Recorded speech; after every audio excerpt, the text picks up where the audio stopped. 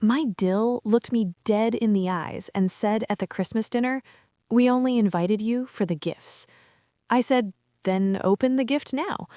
I walked into my son's house on Christmas evening with the same steady breath I once carried into trauma rooms.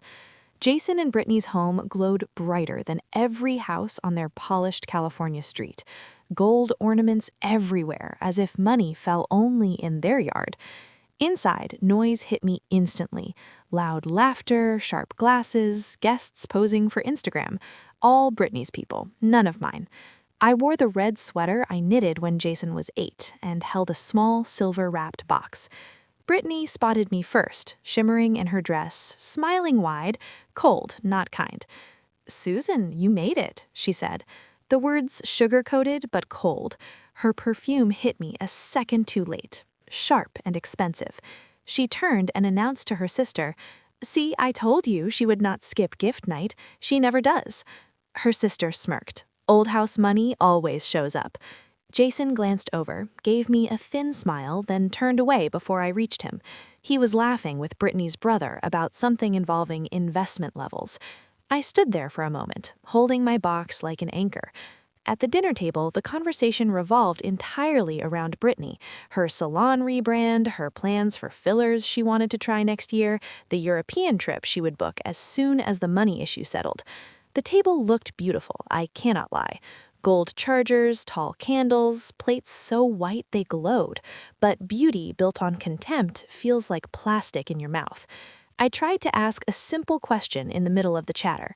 Would it be all right if I sit near the children when they open their presents? My voice was steady, polite. Brittany set her wine glass down hard enough for the stem to tremble. She looked straight into my eyes, and this time she did not bother coating anything with sugar. "We only invited you for the gifts." Honestly, the room fell silent. Then someone laughed short, sharp. "At least she's honest," one of Brittany's cousins said, as if honesty were cruelty's fancy twin. Brittany leaned back in her chair. "Do not get confused, Susan. You show up once a year, drop off something pricey for the kids, smile for a couple of pictures, then go back to that little nurse-smelling apartment of yours. We are not doing the Hallmark family act." Another voice, her sister again, chimed in like a dagger wrapped in tinsel. "Old people should be useful or invisible. Gifts make you useful." I felt my throat tighten, but I had learned long ago how to breathe through worse things than arrogance. "I came because I wanted to see my family," I said softly. "That is all." Brittany snorted. "If you did not bring anything, we would not be having this conversation. Let us be real." Around that moment, if you feel that justice deserves celebration, if you believe stories like this should echo far, far away, then go on and smash that hype button. Your support keeps voices like mine alive. Thank you for listening. Now, let me tell you what happened next. Her words hung in the air like smoke from a cheap candle. People shifted in their seats. A couple of them lifted their phones, not trying to hide that they were hoping for a spectacle. Brittany's painted lips curled with something between triumph and boredom. I placed the silver-wrapped box on the table, not abruptly, not with flair, just steady. I nudged it toward her with 2 fingers. "If that is the case," I said, my voice calm enough to make a few heads tilt, "then open the gift now." Brittany blinked, then smirked. "What? You are afraid we will not like it?" "No," I answered. "I want everyone to see exactly what you invited me for." Her sister gasped. Someone whispered, "Record this." A phone lifted. Another phone lifted to film. Brittany turned the box slowly, expecting it to sparkle for her audience. She slipped a nail under the tape, the paper tearing softly. Her smug smile never wavered until she lifted the lid. Her face cracked first. No jewelry, no cash, nothing Instagram-worthy. Only documents. Truths she never imagined I'd dare bring into her perfect house. I sat perfectly still, my heartbeat calm, clarity settling into me like a long-delayed sunrise. This was the first fracture in the world she'd built around my silence. The gift wasn't what she wanted. It was the truth, finally unwrapped. People think resentment comes from one big betrayal, but most of the time it grows slowly from little misunderstandings that harden because no one softens them in time. Jason was not born cruel. He simply discovered how convenient it was to blame me instead of facing who truly abandoned him and who actually stayed. I spent my life in emergency rooms, trauma bays, night shifts, holidays no one else wanted. When Jason was small, I would come home smelling of antiseptic, kiss his forehead without waking him, and hide my blood-stained shoes so he wouldn't see. His father, Groves, was a gentle mechanic Jason adored until the accident took him instantly. Jason was 11 when I held him through sobs that shook his whole body. I whispered, "You still have me," but grief always wants a villain. I worked 2, sometimes 3 jobs. ER nights, senior home care, weekend clinic shifts. I slept in scraps of hours, packed lunches half-conscious, saved every spare dollar for Jason's future. He never knew how many meals I skipped so he could eat more. But his father's new wife lived beautifully. Granite counters, soft lighting, a home that smelled of candles instead of disinfectant. I saw the shame in Jason's eyes grow like mold, even though all I ever did was stay. When his stepmother bought him expensive sneakers, he glowed. When I bought him the same brand but discounted off-season, he barely looked up. Eventually, he stopped thanking me for anything. He told classmates my job was temporary, as if emergency medicine could ever be temporary. He told them I was too tired to parent properly. One night, he snapped. "Why can't you have a normal job like everyone else's, Mom?" I tried to understand. I tried to be patient, but resentment is a disease that spreads quietly. His rewrite of our history began in small ways. I missed his championship basketball game because I was stabilizing a teenager with a ruptured spleen. Jason told everyone, "Mom chose strangers over me."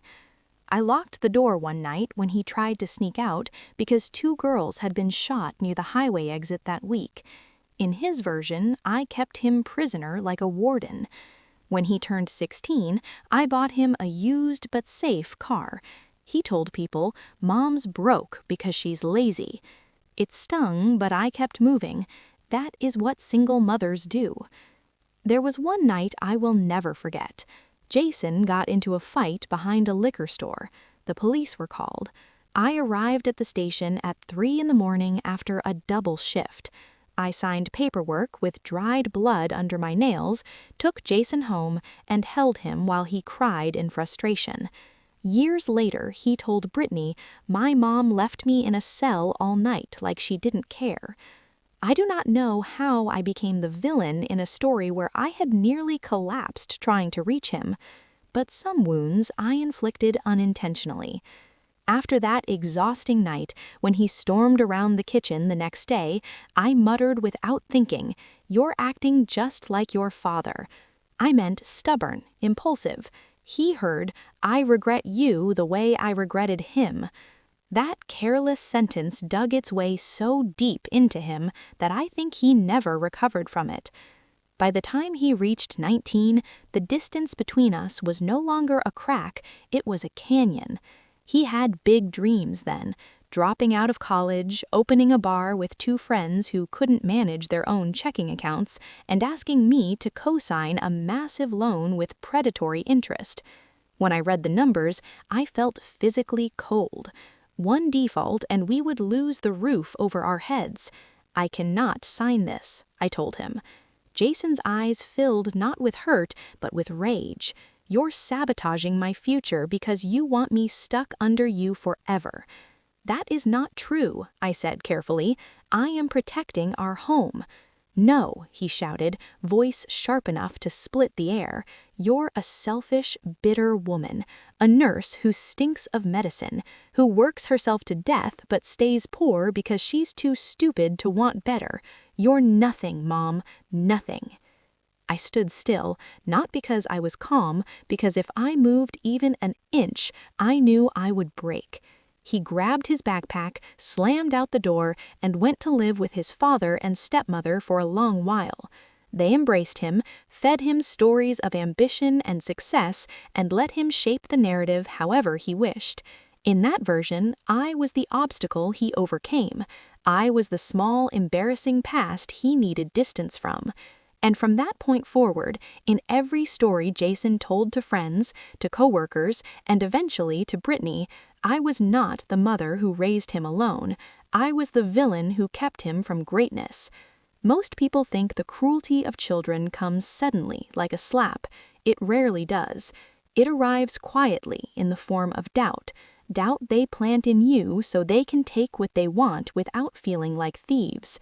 And the day I discovered my $75,000 was gone, that doubt wrapped around my throat like a hand. That money was never meant for spending. Years after my husband died, the lawsuit related to his accident finally settled, and with it came a small compensation, nothing life-changing, but enough to buy peace of mind. I also sold an old plot of land in Fresno that he and I once dreamed of fixing up. Together, the payment and the sale made a neat sum, $75,000. I placed it in a separate savings account for emergencies, hospital bills, a potential nursing home, or, if the good Lord called me sooner than expected, funeral expenses, so Jason wouldn't have to bear the cost. I barely touched it for years. It was my last safety net. 1 week before Christmas, I walked into the grocery store for eggs, onions, and ham. I swiped my card without thinking. The screen flashed red. Declined. I tried again. Declined. The young cashier leaned in gently, the way people speak to the elderly when they think we frighten easily. Maybe try another card. This is my main account, I said. She lowered her voice. It says your available balance is under $500. My heart thudded painfully. Something inside me, a nurse's instinct sharpened by decades of crisis, snapped to attention. I took my bags, went home, and opened my laptop. My hands trembled as I logged into my account. Line after line of transactions I did not recognize filled the page. A furniture store in Santa Monica, a salon supplier, 4 separate charges, each hundreds of dollars. A payment to a booking agency for a European trip scheduled for spring. A massive deposit for new location, Brittany Luxe Beauty. All withdrawals, all using my card. I called the bank immediately. The representative spoke carefully as if handling fragile glass. Mrs. Groves, these purchases were chip and PIN verified. They had the correct PIN. That's impossible, I said. I never... She interrupted delicately. Is there any chance? You may have forgotten lending your card to someone. It happens, especially when clients are older. The patronizing softness in her tone stung more than the missing money. I may be 72, but I have charted medical records and death certificates with more precision than most people half my age. Still, she pressed on. Sometimes seniors accidentally share their PIN or misplace their card without realizing it. You're not alone. It was the first time someone suggested gently that I might be slipping, and that was when the memories slid into place, one after another. Brittany saying, "Let me hold your purse, Susan, your hands shake so much." Brittany chirping, "I'll enter the PIN for you, your eyesight isn't great." Brittany taking my wallet to double-check something in another room. Brittany returning it with that glossy smile that never reached her eyes. I hung up the phone with a pit in my stomach. I called her that evening, my voice steady despite the panic clawing at my ribs. "Brittany, sweetheart, have you ever used my card by accident, or..." She exploded instantly. "Are you accusing me of stealing? Seriously? My God, Susan, you forget where your own keys are and now you're playing detective." Jason appeared in the background. I could hear him sigh, the kind of sigh that drips with disappointment. "Mom, don't do this. You've been so forgetful lately. It's embarrassing." Embarrassing? A word that had followed me my whole life, through Jason's adolescence, through Brittany's smirks, through every moment I spent trying not to take up too much space in their shiny California world. Brittany piled on. "Maybe you spent it and forgot. Old people do that. Honestly, Jason and I were just talking. Maybe you shouldn't be managing your own finances anymore." My vision blurred for a moment. A frightening wave of confusion rolled through me. Could I have forgotten something? Could I have misplaced receipts? Could I... No, no, no. 30 years of emergency medicine had trained me to question everything, but not myself, not my memory, not when it mattered. I ended the call politely, pretending I accepted their explanation, but I sat down at my small kitchen table with my laptop, printed every statement, and began laying out page after page like evidence in a crime scene. And that is exactly what it was. I took a red pen, my old habit from churt review days, and circled every suspicious charge. I wrote dates, times, amounts in a notebook with neat, deliberate handwriting. I enabled SMS alerts for every future transaction. If they touched anything again, my phone would scream. As I worked, the truth sank into my bones. They had not only stolen my money, they had tried to steal my sanity as well, turning my age into a weapon against me, hoping that if I questioned myself, I would be too ashamed or confused to fight back. That was the real cruelty. By the time I finished marking every page, the fear in my chest had turned into something colder, sharper, clearer. They wanted to paint me as a confused old woman, but I had just built the kind of case any detective would envy. And the question pressed against my ribs like a bruise. If I told the police what happened, would they believe Brittany, the polished, confident young woman with perfect lashes? Or would they believe the old widow whom her own son called forgetful? I stared at the stack of evidence in front of me and whispered to myself, they may not believe me yet, but they will. People believe elder abuse happens in shadows. In my case, it happened under Christmas lights, polished marble floors, and the scent of cinnamon candles.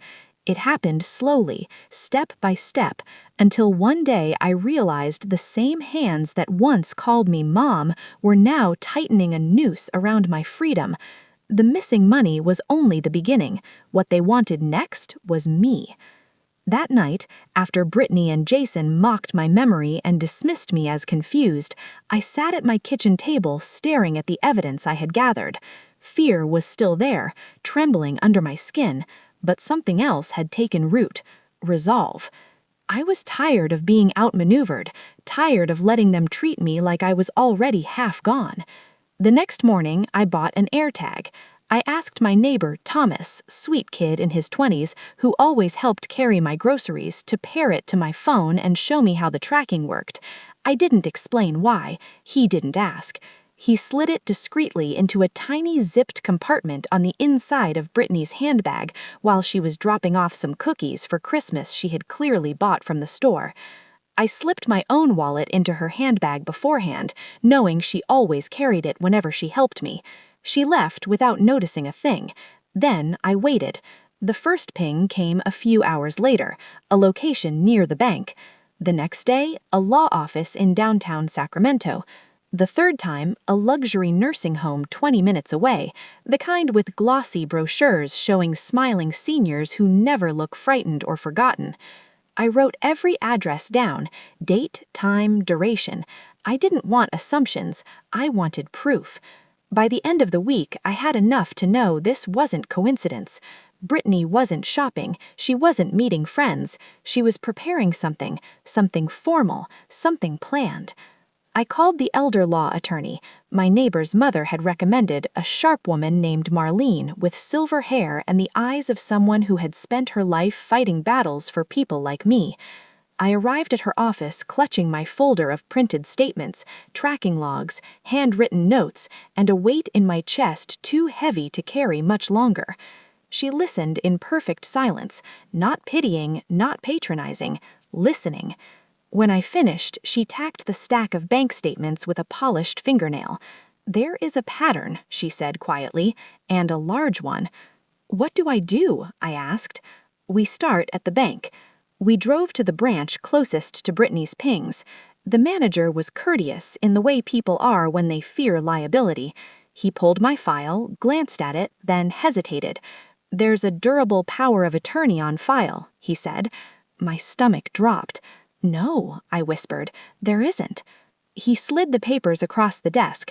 My name sat at the top, my forged signature at the bottom, and beneath it, the names listed as my attorneys in fact, Jason Groves, Brittany Lawson Groves. My breath caught somewhere between disbelief and horror. The manager cleared his throat. "Your daughter-in-law brought this in last month with your son. They said you were having trouble remembering things and wanted to make sure your bills were handled." Marlene leaned forward. "Do you have video of the signing? A witness not related to the parties? Anything verifying consent?" The manager stiffened. "We relied on the signatures and their explanations. They said Mrs. Groves was overwhelmed, that she didn't like coming to the bank anymore." No one called me. My voice cracked only once. Jason's signature was on the witness line. My son had signed as if he watched me willingly hand over every right I had to my life, my home, my medical decisions, my bank accounts. A witness signature to a crime. My heart felt like it tore open. Marlene took copies of everything. Her tone shifted, no longer gentle. "We need to see what they have already done with this document." We drove to the law office where Brittany's tracker had pinged.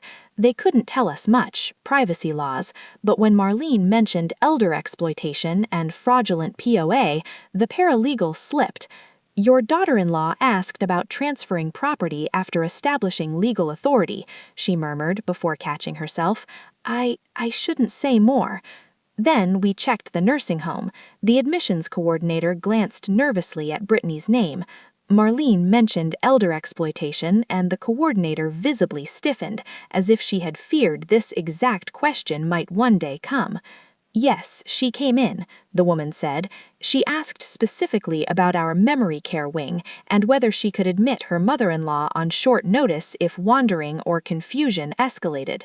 I stared at her. Memory care? A locked unit for people who cannot legally advocate for themselves? My voice was quiet. "Did she give you paperwork?" "Just a copy of the power of attorney. She said she was managing everything." I felt the world tilt. My knees nearly buckled. Marlene steadied me. "Mrs. Groves," she said softly, "this goes far beyond financial access. They are preparing to institutionalize you. Once you're in a memory unit, even temporarily, they could sell your house, drain your accounts, and no one would question it." The room blurred. I thought of the patients I had cared for during my years as a nurse, elderly, frightened, placed in facilities by children, eager to be rid of them. I had promised myself I would never end up like that, and yet my own son was planning it. A sound escaped me, a low, broken sob I hadn't made in decades. "I saved him from everything," I whispered, "and he wants to erase me." Marlene squeezed my hand. "Not anymore. We're stopping this." But stopping the damage was only the beginning. Now we needed to make sure they could never touch my life again. She laid out the plan. Immediately revoke the fraudulent POA, notify the bank formally, contact Adult Protective Services with the documentation, establish a trust that Brittany and Jason could never touch, and prepare for the confrontation that would inevitably come. I wiped my eyes and nodded. After a lifetime of patching wounds, this time I would not be the one bleeding. This time I was going to fight. In my 72 years, I had never acted as quickly as I did after discovering the forged power of attorney. The shock didn't just frighten me, it cleared every illusion I had left about Jason and Brittany. If I waited even one more day, I could lose my savings, my home, and my freedom. So I moved. The morning after visiting the bank and the nursing home, I returned to Marlene's office. She had already prepared the revocation documents. I read every line, then signed my real signature, reclaiming what was mine.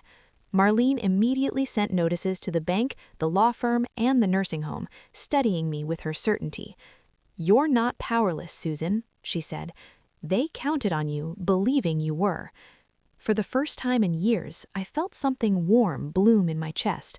Validation. Someone finally said aloud what I had begun to fear was only in my imagination. "You are not confused," Valerie said firmly. "You are not forgetful. You are not paranoid. You are being exploited." I swallowed hard. I had spent so many years letting other people tell my story for me. Jason, Brittany, even the neighbors whispering about an old woman who lived alone. Hearing professionals affirm my truth felt like being pulled out of deep water. APS took photos, scanned documents, and asked permission to open an investigation. Yes, I said without hesitation. Please. When they left, I sat in my silent house and allowed myself one moment to cry, not out of grief, but out of relief. For the first time in many months, I felt protected. Then came the part Brittany would never expect. I went into my bedroom, pulled out the prettiest wrapping paper I owned, gold edges, deep red ribbon, and carefully prepared a box.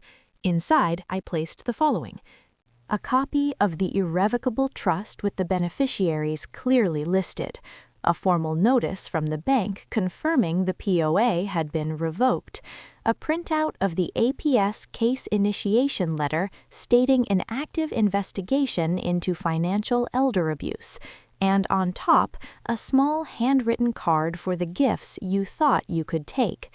I closed the lid and tied the ribbon slowly, thinking about the Christmas dinner to come, the one Brittany said she invited me to, only for my gifts. I smiled for the first time in a long time. The smile felt real. If it was gifts she wanted, then gifts she would get, but not the kind she expected.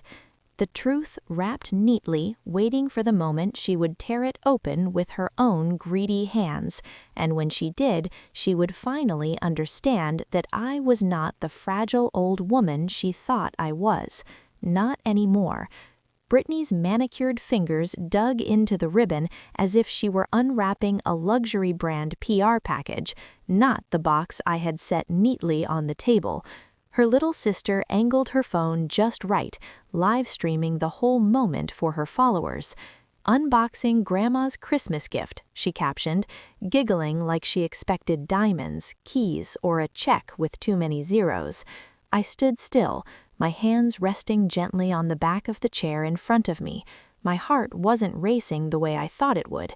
It was steady, very, very steady. Brittany peeled back the lid with a flourish and reached inside. The moment her fingers touched paper instead of velvet or metal, her face dropped like a curtain yanked off stage. "What is this?" she scoffed loudly, turning the papers over as if something expensive might be hiding underneath. "Seriously? Paper?" Her sister zoomed in, still filming. Brittany pulled out the first document, the copy of my irrevocable trust, and held it up, squinting. She skimmed a line, then another. Her brow twitched, then her lips parted. "What? What does this even mean?" she muttered, baffled. "Why is my name not on— Jason, look at this." She shoved the trust into his hands with a jittery laugh that fooled no one. Jason scanned the document, and I saw the moment the truth dug its claws into him. His jaw unlocked, his fingers tightened, his throat bobbed. Before he could speak, Brittany grabbed another paper. "What now?" she barked, ripping open the next envelope.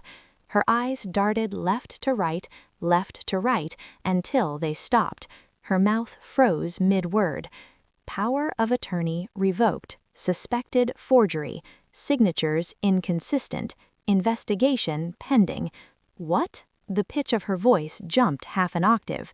"What is this, Susan?" She slammed the page onto the table hard enough to rattle the silverware. A few guests flinched. Her sister kept recording until a cousin elbowed her to stop, but it was too late. The video had already been sent to their private family group chat. I recognized the sound of notifications pinging around the table. Brittany dove into the box again like a raccoon in a panic. She pulled out the APS letter, and when she read the first sentence aloud, her voice cracked. "We are formally opening an investigation into alleged elder financial abuse." Silence fell so sharply that even the Christmas music playing from the kitchen felt like an intrusion. I watched faces shift from amused to horrified, from smug to stunned. It was as if the entire room collectively realized they weren't witnessing a cute family moment, they were witnessing a crime scene unravel in real time. A woman on Brittany's side blinked hard. Elder abuse? Grand theft? What? Another whispered to her husband. Did they steal from her? Brittany's face reddened from her neck upward, blotchy and furious. She crushed the letter in her fist and hurled it onto the table. Humiliation lit her skin in blotches, and panic pushed her past the point of restraint. "You crazy old witch," she screamed. "You're accusing us of theft. We used that money for the family, for this house, for our future." Her words, her choice of words, hung in the air like spilled poison. She had just admitted everything. Jason looked like he'd swallowed a stone. He reached for her arm. "Britt, stop, seriously, just calm." "No," she snapped, shaking him off. "She set us up. She's insane. She can't remember anything. She loses her keys twice a week, and now she's filing reports like she's some FBI agent." I lifted my chin slightly. "I remember the $75,000 that disappeared," I said evenly. "I remember the forged signature. I remember the bank manager telling me you brought the papers in on my behalf. And I remember the nursing home consultation you attended without me." Her face contorted. "You tracked me? Are you stalking me now?" "I put an AirTag in my own wallet," I replied. "The wallet you kept taking to help me." The AirTag went where the wallet went. Several guests gasped. One muttered, "Oh my God." Jason ran a shaky hand through his hair. "Mom, you're twisting everything. We were trying to help you. You've been forgetful. You get confused." Brittany cut him off immediately. "Don't you dare act innocent. You told me to do it. You said she'll never know. She's old. She doesn't even read her statements." The room exploded in murmurs. Jason stared at her as if she had stabbed him between the ribs. "Why would you say that out loud?" "Oh, now you're worried about optics?" she yelled. "Maybe you should have thought about that before you signed as the witness on the fake POA, genius." Gasps. Real gasps this time. Someone dropped a fork. Jason's mother-in-law covered her mouth. Brittany's father stood up abruptly. "Did you two really forge a signature? Did you really take her money?" Brittany's voice screeched. "It was for use for the family. She doesn't need that money. She'll be dead in 10 years. Her mother whispered, horrified, "Brittany, stop talking." Brittany pushed past her. "No, everyone's acting like she's the victim here when she's just selfish, sitting on money she doesn't even use, living in that depressing little apartment smelling like iodine and old books." A man across the table muttered, "Jesus Christ, she really said that?" I inhaled slowly, letting the moment settle. Then I reached into my purse and pulled out the final sheet, the APS intake summary. I placed it gently on the table beside the mashed potatoes and the spilled wine. "Since you're already looking at documents," I said softly, "you might as well see this too." Jason whispered, "Oh God." I tapped the page once. "This is the report that lists both of you by name as the individuals who benefited from the unauthorized transactions. It also notes the attempted use of a forged power of attorney and the steps taken to place me into a memory care facility without my consent." No yelling, no trembling. My voice was steady as stone. "If APS believes no crime occurred," I continued, "then this house will not be the first place they visit. You both know that." Brittany's father sat back heavily in his chair. "I cannot believe this." Brittany slammed both palms on the table. "You think you're so clever? You think this little stunt is going to scare us? I'll sue you." I met her eyes with the calm of a woman who has nothing left to lose. "You cannot sue someone for protecting yourself with the law," I said. "You cannot sue someone for filing truthful reports, and you cannot sue someone whose documents were filed with APS, the bank fraud department, and my attorney before I placed them in your hands." I leaned forward slightly. "But you may hire an attorney for yourself. You may need one." The entire table had gone silent, forks frozen midair, wine glasses untouched. Even the children had stopped moving, sensing something seismic had occurred. Jason looked as if a lifetime of denial was collapsing inside his ribcage. Brittany shook with rage, her chest rising and falling like a cornered animal's. I straightened my coat, smoothing the collar with a grace I didn't know I still possessed. You said you invited me only for the gifts, I reminded her gently. I gestured toward the box. And tonight, I gave you exactly what you asked for. The truth, wrapped in ribbon, placed right in your hands. I picked up my purse, slipped my arm into my coat sleeve, and lifted my chin toward the front door. Thank you for dinner, I said quietly. Merry Christmas.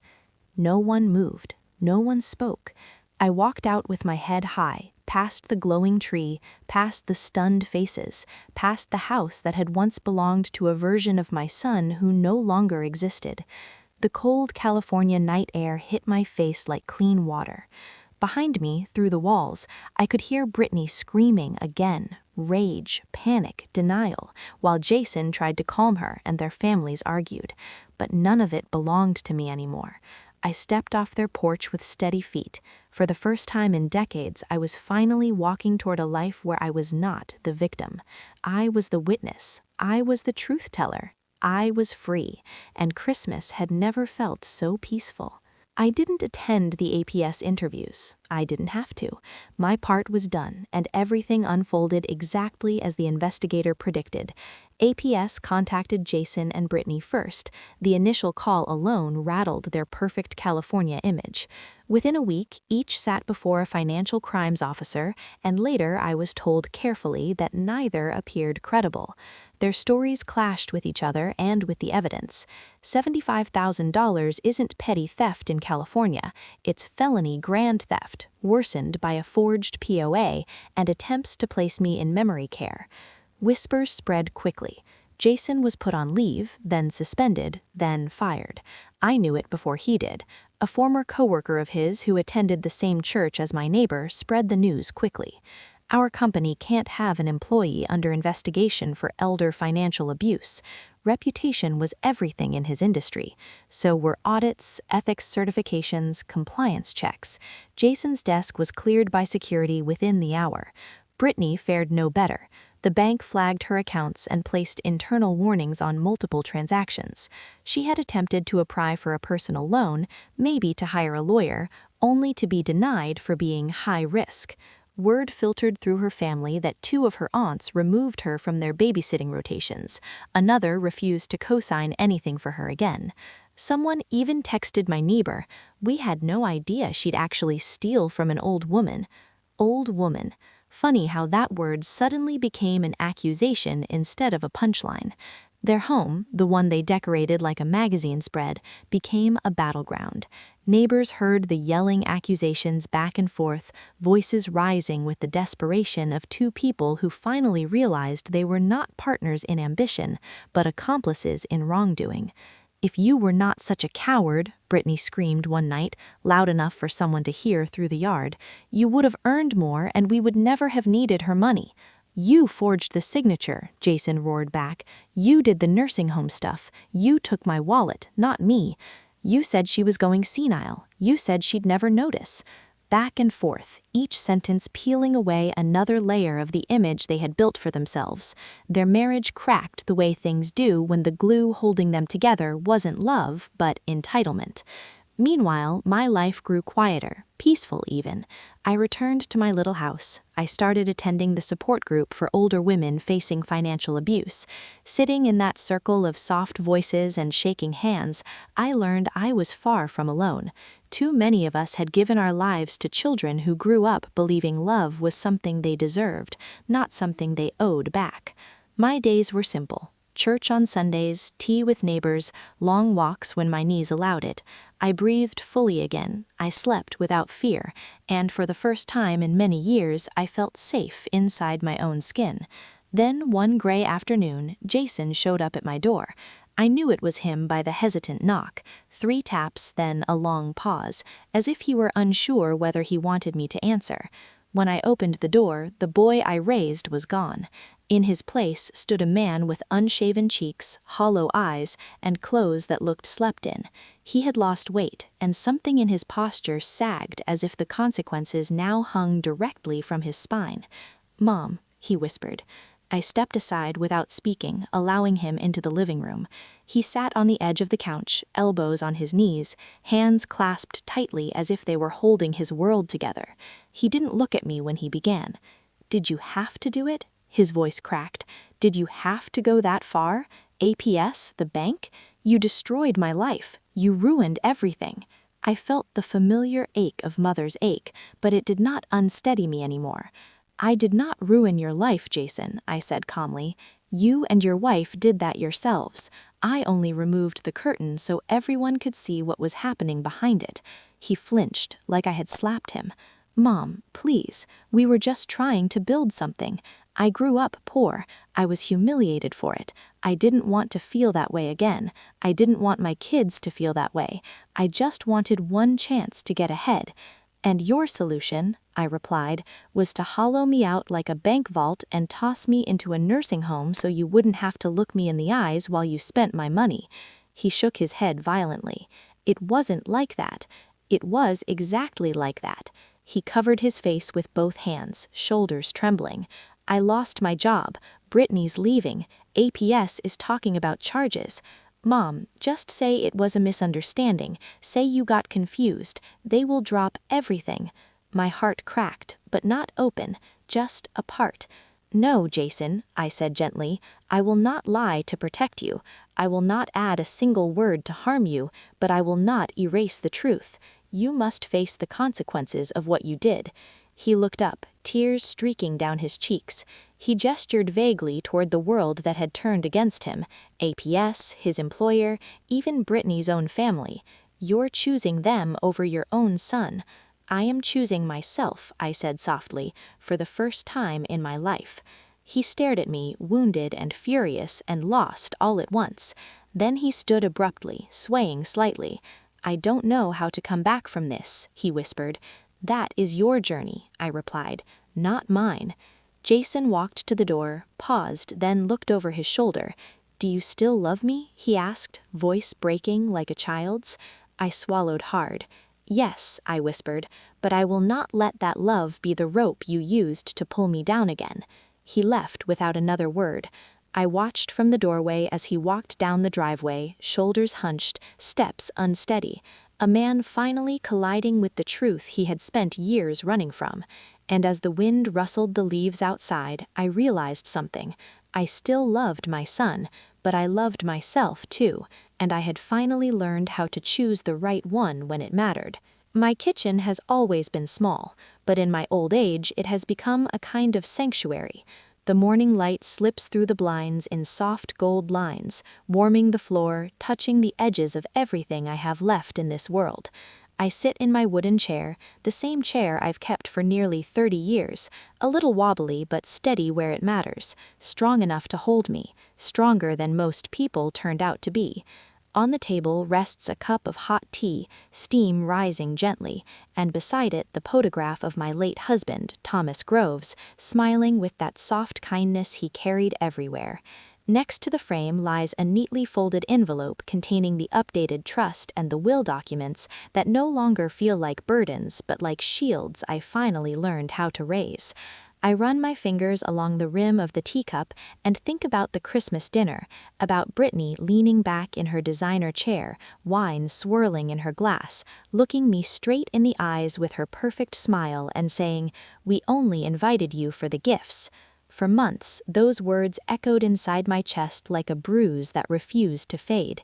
Now, strangely, they bring me peace, because she was right. I did bring a gift, just not the kind she expected. I take a slow breath, feeling the warmth of the room settle into my bones. They had wanted money, submission, silence.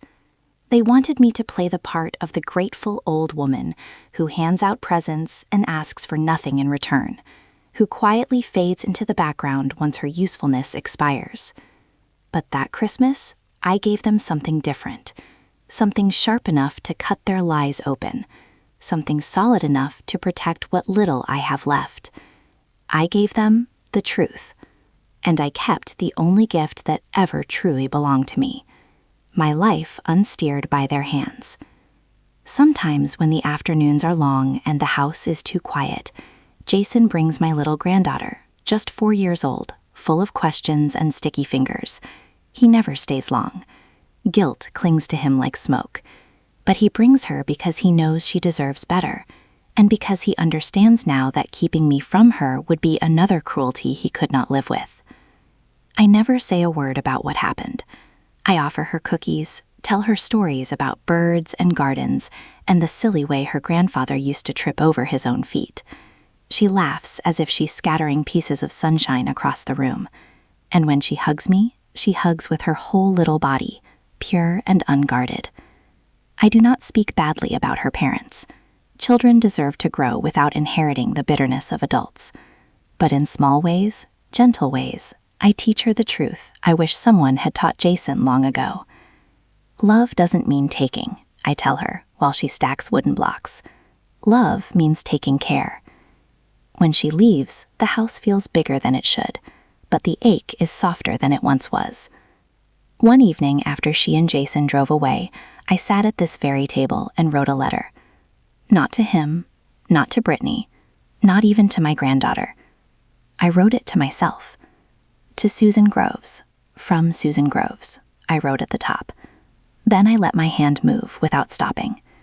You spent your entire life believing your worth was measured by what you could give. It took 72 years to learn that the greatest gift you ever offered was the day you finally refused to let anyone take anything more. When I finished writing, I folded the letter and tucked it into the envelope with the trust papers, letting it rest there like a small testament to the woman I finally allowed myself to become. I glanced over at my wooden chair, the seat no one else ever thinks much about. Once I believed people had the power to decide where I belonged, in the back, in the quiet, out of the picture. But now I understand something my younger self never could have imagined. This chair is my front row. Not to a wedding, not to a holiday dinner, but to my own story. And the older I get, the more precious that feels. I lift my tea, inhale the steam, and smile to myself. My daughter-in-law said they only invited me for the gifts, I murmur softly. A small laugh escapes me. Not better, not triumphant, just honest. In the end, the only gift they got from me was the truth, and the one I kept was the rest of my life. The sun dips lower, brushing the kitchen in gentle amber. I sit a little straighter in my chair, feeling its steady support beneath me. I am no longer in the back row of anything. Not anymore. I have pulled up my own seat, quietly, firmly, to the front of my life. And even if no one applauds, I know I finally chose the right place to sit. If you've stayed with me until this very moment, sweetheart, then thank you. Stories like mine aren't always easy to hear because they peel back the truth behind family, aging, and the price some people are willing to make others pay. But if my voice reached you, if something in my journey reminded you of your own grandmother, your mother, or even a part of yourself you thought had gone quiet, then I'm grateful you're here. There comes a time in a woman's life when she stops sitting where others place her and chooses her own seat instead. If this story helped you feel that strength, even a little, then darling, don't leave just yet. Go ahead and tap that subscribe button for Grandma True Stories. Your support keeps these stories alive. Stories of women who fought silently, loved fiercely, endured more than anyone knew, and finally stepped into the front row of their own lives. Thank you for listening, sweetheart. Come back soon. I still have so many truths left to tell.